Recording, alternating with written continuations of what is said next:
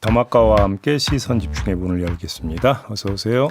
네, 안녕하세요. 비 오는 수요일 아침 더마카입니다. 오늘도 삐딱선 정신에 입각해서 주요 뉴스 챙겨드릴 텐데 현재 서울과 인천, 경기 곳곳 그리고 충남 일부 지역에 호우주의보가 내려 있습니다. 출근길 안전운전, 안전보행 하셔야 될 것 같고요. 박하림 님이 652번 기사님 막 시선 집중 트시네요. 귀에 꼽은 이어폰과 버스에서 제이비 목소리가 서라운드로 들리는 신기한 경험을 하고 있습니다. 서부트럭 터미널 근처를 지나가는 버스예요. 기사님 촌철이셨군요. 라고 반가움의 인사를 남겨주셨습니다. 아유, 기사님 감사드리고요. 오늘 특별히 안전운전 하셔야 됩니다. 네, 그리고 5422님 현직 택배기사입니다. 내일 14일은 택배 없는 날입니다. 매년 8월 14일이 그렇죠. 네. 올해는 16일 토요일에 쉬는 택배사도 있다고 하니 택배 주문하시는 분들 미리 참고하시면 좋을 것 같아서 하루 일찍 말씀드립니다. 항상 잘 듣고 있습니다. 라고 보내주셨습니다. 이 폭염에 정말 고생 많이 하시더라고요. 저도 이제 지나가고 이렇게 뭐 엘리베이터에서 만나기도 하고 이러는데 정말 땀을 뻘뻘 흘리시면서 이렇게 배송하는 이런 장면을 참 여러 번 목격을 했는데 건강관리 잘 하시기 바랍니다. 네, 그리고 바다농부님 따지는데 대마왕인 제이비 딱 맞는 말씀이네요. 따지는데 대마왕 제이비 오늘도 샅샅이 훑어가며 묻고 또 물어주세요. 평화로운 세상을 위해서요. 흔들어야 평탄해집니다. 오늘도 시선 집중이라고 해주셨는데 자 그러면 뉴스 따지러 가보죠. 첫 번째 뉴스 어떤 건가요? 김건희 씨에 대한 구속영장이 발부됐습니다. 발부의 사유는 증거를 인멸할 염려가 있다는 건데요. 정재욱 서울중앙지법 영장전담 부장판사가 양측의 공박을 계속 지켜보다가 딱 질문 하나 했다고 하는 거 아니겠습니까? 네. 서희건설로부터 반클리프 목걸이 받았습니까? 라고 물었는데 김건희 씨가 아니요라고 대답을 했다는 겁니다. 이게 결국 결정적이었다고 봐야 될 것 같은데 자 어제 낮부터 무슨 소식이 계속 전해졌습니까? 서희건설이 진품을 제출했다. 이런 소식이 전해졌는데 그럼에도 불구하고 아니오라고 해버리니 어떻게 되겠습니까? 판사 판단이. 더 이야기할 필요 없고요. 이 영장 실질심사 과정에서 김건희 씨 측이 이런 말을 했다고 합니다. 화무시비롱이다. 현재 김건희 씨가 가지고 있던 꽃은 다 떨어졌다.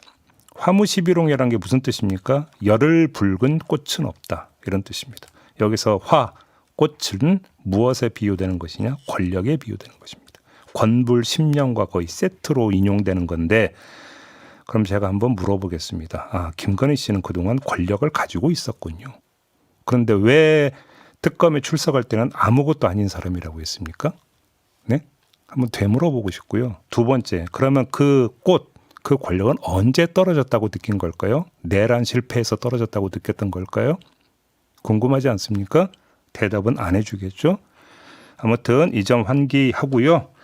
자, 구속이 됐습니다. 이러면 수감 생활을 하게 될 곳이 어디가 되느냐? 서울 남부구치소가 되는데요. 지금 남편인 윤석열 전 대통령은 서울구치소에 있죠. 그런데 부인인 김건희 씨는 남부구치소로 갑니다. 이 남부구치소가 어떤 곳인지 궁금한데 이건 뉴스 채굴꾼이 알려준다고 합니다.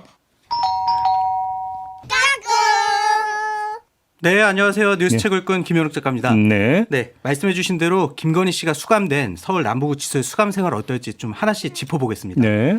우선 남부구치소 같은 경우에는 2011년 10월에 지금 자리로 신축 이전해서 다른 구치소들에 비해 비교적 시설이 깨끗하고 괜찮은 편이라고 해요. 네. 그래서 이제 형사 전문 변호사에게 제가 또 확인해 보니까 윤 전 대통령이 지금 수감돼 있는 서울구치소에 비해서 이 밥은 맛이 없는데 사식 종류가 좀 더 다양하다고 합니다. 돈 주고 사 먹을 수 있는? 네. 그래서 제가 실제로 남부구치소의 8월 운영계획표를 확인해 봤거든요. 네. 그랬더니 이제 서울구치소에는 없는 쌀과자, 튀김 우동, 소시지 등을 구매할 수 있는 것으로 확인했고요.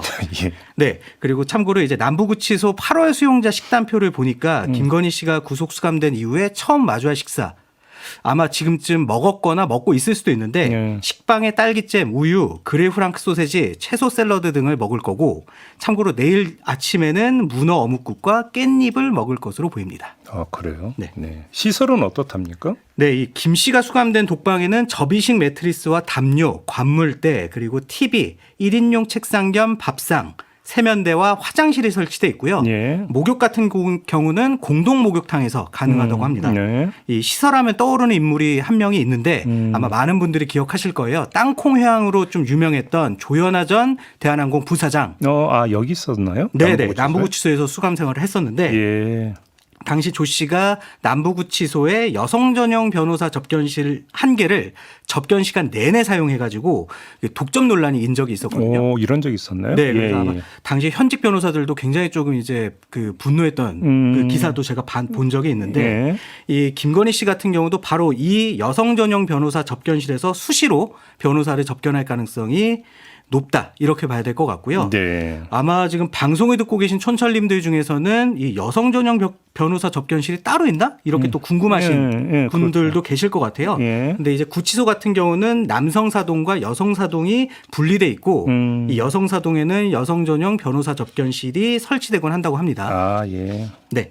그리고 또 하나 이 조현아 씨 얘기를 했으니까 환기하는 건데 네. 조 씨가 2015년 수감 생활 당시 그 반입이 금지된 화장품 등을 들여와 그 사용한 사실이 있어서 그랬어요? 그때 이제 특혜 논란, 편의 논란, 편의 제공 논란이 있었거든요. 네. 근데 문제는 이 사건 발생 4년이나 지난 다음에야 이 화장품 반입을 허용한 당시 남부구치소 의료과장은 강등 처분 그리고 금품과 향응을 제공받은 구치소 보안과장 등 2명이 정직 3개월의 징계를 받아서 당시 뭐 뒷북징계니 솜방망이 처벌이니 하는 얘기가 있었거든요. 이게 4년 뒤에 이런 일이 있었다고요? 네, 이 보도가 2019년에 알려졌고 그 당시에 이제 4년 만에 징계가 이루어졌다 이래서 논란이 좀 크게 인 적이 있었어요. 예.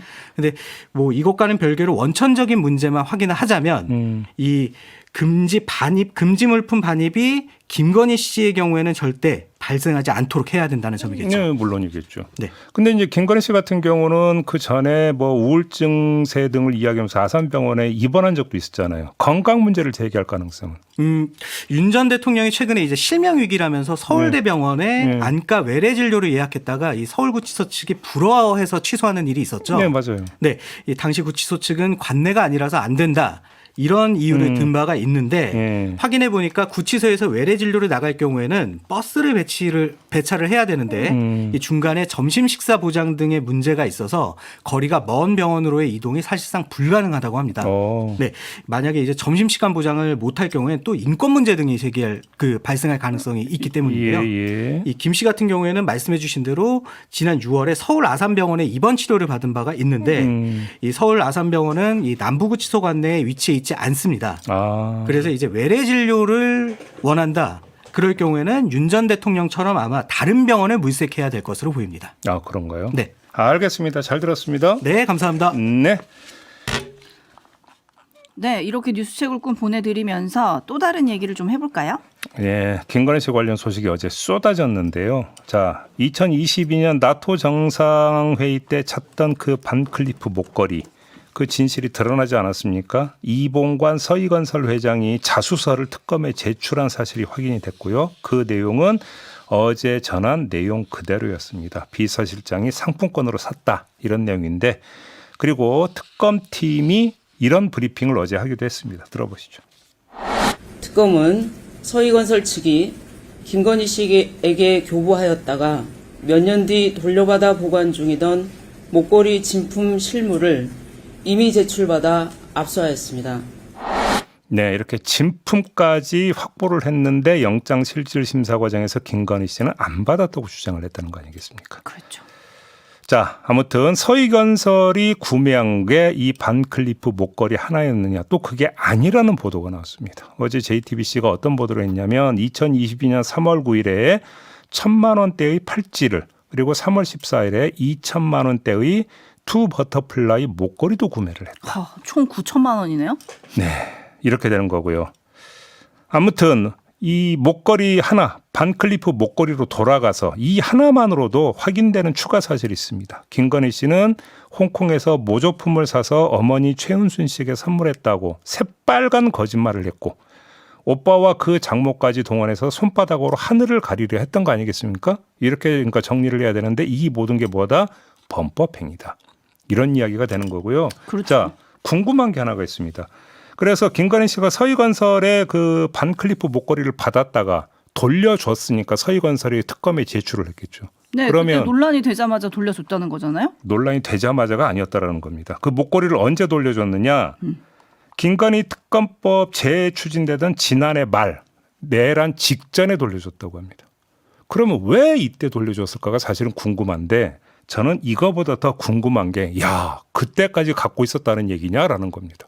아니 이 목걸이가 문제가 된 게 언제입니까? 나토 정상회 참석 직후잖아요. 그렇죠. 그래서 보도 많이 나오고 뭐 지인한테 빌린 거다 뭐다 여러 얘기 논란이 있었잖아요. 민주당에서 국회에서도 문제를 삼았잖아요. 민주당이. 저 같으면 간 떨려가지고 바로 그러니까 돌려줬을 것 같은데 그게 아니었다라는 거잖아요.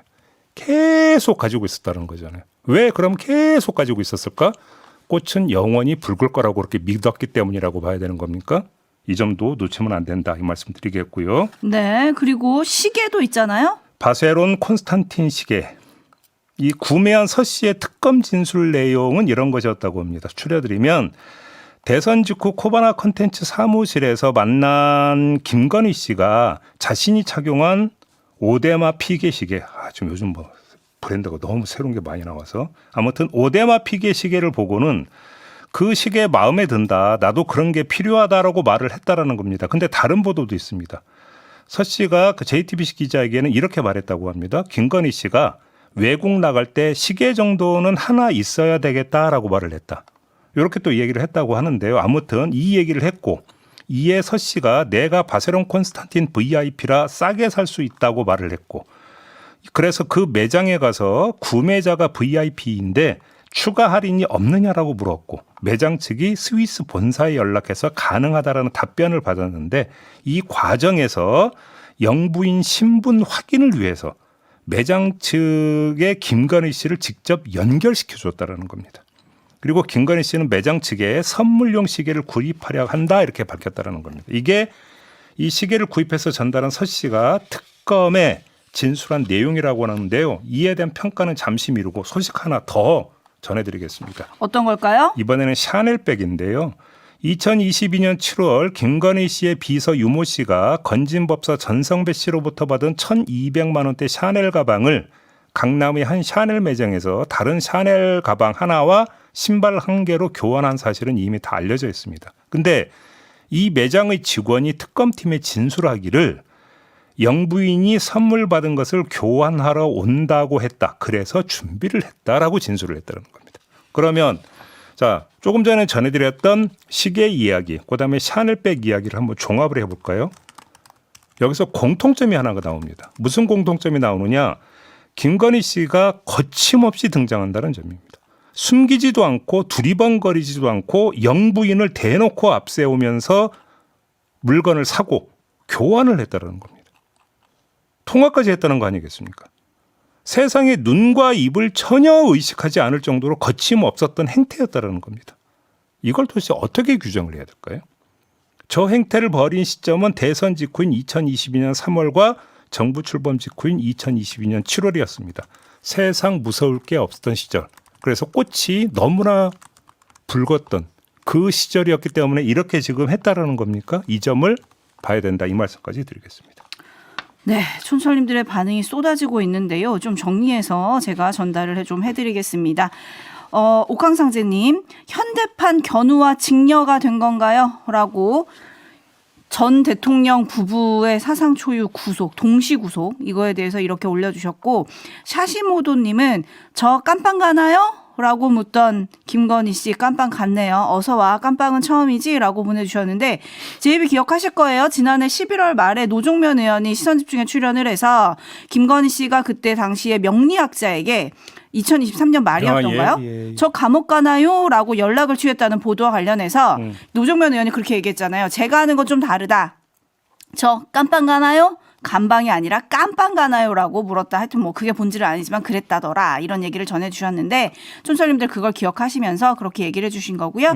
9609님 죄를 지으면 벌을 받는다. 상식이 이렇게 이해하고 받아들여지는데 오래 걸리는 건가요? 라고 물음표 3개 보내주셨고 이태배 골통님은 김건희 씨 코는 코끼리보다 길어질 것 같습니다. 이인수님 뇌물로 받은 목걸이를 걸고 공식 석상에 나설 정도라니 어이상실입니다. 네, 더 더 말해서 무엇하겠습니까? 네, 이런 반응들 들어와 있고요. 김건희 씨 구속 관련한 더 자세한 얘기는 잠시 후 3부 도이치모터스 주가 조작과 명태균 씨의 존재를 세상에 알리고 끈질기게 파온 두 기자와 짚어보도록 하고요. 유튜브 연장방송 사법어때에서도 짚어보겠습니다. 계속 시선 집중해 주시고 JB타임즈 다음 주목할 뉴스는요. 내란 특검으로 가겠습니다. 12.3 내란 그날 법무부에서 출국 금지를 담당하는 출입국 규제팀이 긴급 출근해서 대기를 하고 있었던 사실이 밝혀졌다고 합니다.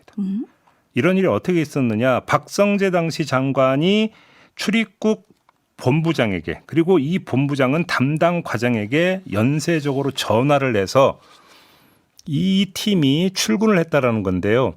박성재 당시 장관이 밤 11시쯤에 배상업 당시 출입국 본부장에게 연락을 했고 출국 금지팀을 대기시켜라라는 취지로 말을 했다라는 겁니다. 왜 출국 규제팀일까요? 그러니까 여기서 지금 주목해서 봐야 되는 게 또 하나 시점이 네. 이 그 박성재 당시 장관이 전화를 한 시점이 뭐냐면 그 류혁 당시 감찰관이 실국장 회의에서 뭐 계엄 얘기하는 거고 바로 저 못하겠습니다. 그만두겠습니다고 나왔던 그 회의 기억하시죠? 네, 이게 계엄 관련입니까? 나는 못합니다. 이러고 나왔다는 거잖아요. 그게 밤 11시 30분에 있었던 회의였는데 이 회의가 소집되기도 전에 30분 미리 출입국 본부장에게 출국 금지팀 대기시키라고 지시를 했다라는 겁니다. 이러면 이거는 다르게 해석할 여지가 없는 겁니다. 출국 금지 대상자가 될 수 있는 인물들이 혹여나 출국해버리면 안 되니까 미리 단속 차원에서 대기를 시키고 있었다는 얘기가 되는 건데 이러면 어떤 얘기로 연결이 되는 겁니까? 그러면 절대로 해외로 내보내면 안 되는 인물들을 박성재 장관이 당시 파악하고 있었다고 보는 게 상식일 거라는 겁니다. 일명 체포조 명단이요? 그렇습니다. 그러면 박성재 당시 장관이 대통령실에 들어가서 박성재 당시 장관도 뭐 문건을 받았다는 이야기가 있지 않습니까? 그러면 그 문건에 체포 대상자들이 있었던 것이냐? 내지 구두로라도 아무게 절대 해외로 나가면 안 되게 하니까 출국 금지시켜라는 지시를 받았던 것이냐? 이건 중대한 문제입니다. 박성재 당시 장관이 만약에 이 사실을 알고 출국 금지팀 대기를 지시했다면 이건 중대 문제가 되는 거거든요. 내란 특검이 이 지금 혐의를 포착을 했다라는 건데 박성재 전 장관 측은 출국 금지팀이나 출입국 규제팀 대기를 지시한 기억이 없고 오호. 배상업 본부장과 통화한 기억도 없다. 기록은 있습니다. 네, 이렇게 지금 해명을 했다고 합니다. 네, 서울 늑대님이 박성재 전 장관도 적극 가담자라고 봐야 하는 거 아닙니까? 무한님 위증죄 추가요. 토토로님 그 명단이 누구 명단이었을까요? 홍장원 차장에게 알려졌던 그 명단이었을까요? 라고 물음표. 물프레님 박성재 전 장관 모른 척하더니 주도 면밀했던 거 아닙니까? 라고 올려주고 계시는데 지금 추정한 게 사실로 밝혀진다면 박성재 전 장관도 내란 주요 임무 종사자에 해당이 됩니다. 이 점 확인시키고 하나만 더 전해드리겠습니다. 네. 경호처가 지난 주말에 대통령실 경내에 설치되어 있던 철근 콘크리트 관 5개를 경호 위해 시설로 판단해서 철거를 했다고 하는데 이 관들은 대통령실 내 야외 정원인 파인그라스 바깥쪽 부분에 매설되어 있던 3m가량의 기둥 형태의 관이었다고 하는데 관의 거리나 형태는 불규칙했다고 하고요. 옥 외로 노출된 부분은 40 내지 50cm가량이었다고 합니다. 관 내부는 특별한 물건 없이 뚫려 있었다고 하는데 도대체 이 관의 용도가 뭐냐 이게 궁금한데 네. 윤석열 대통령 시절에 그 대통령실은 이거 배수 목적 시설이다 이렇게 해명을 했다고 하는데 전문가들은 그거 말이 안 된다고 했다고 합니다. 5개의 배수 목적의 관을 세로로 세워서 시공하는 경우 없다. 그거는 배수관을 눕혀서 묻는 것이다 이렇게 설명을 했다고 하는데 그래서 나오는 이야기가 뭐냐 주술적 목적의 쇠말뚝 아니냐라고 하는 의혹이 나오고 있다고 하는데 오방신을 상징하는 것이다 라는 의혹이 나오고 있다는 겁니다. 5개의 관. 네, 참 끝이 어딘지 모르겠습니다. 네, 충식해충 박멸님이 왜 하수관을 수직으로 세워? 라고 올려주셨어요. 이게 사실 그때 묻혔네 마네 뭐 5개네 몇 개네 이러면서 논란이 좀 됐었던 거잖아요. 그러니까요. 여튼 이번엔 뽑혔군요. 세상에 영원한 은폐되는 진실은 없는 법입니다. 마무리하죠. 더마카 수고하셨습니다. 고맙습니다.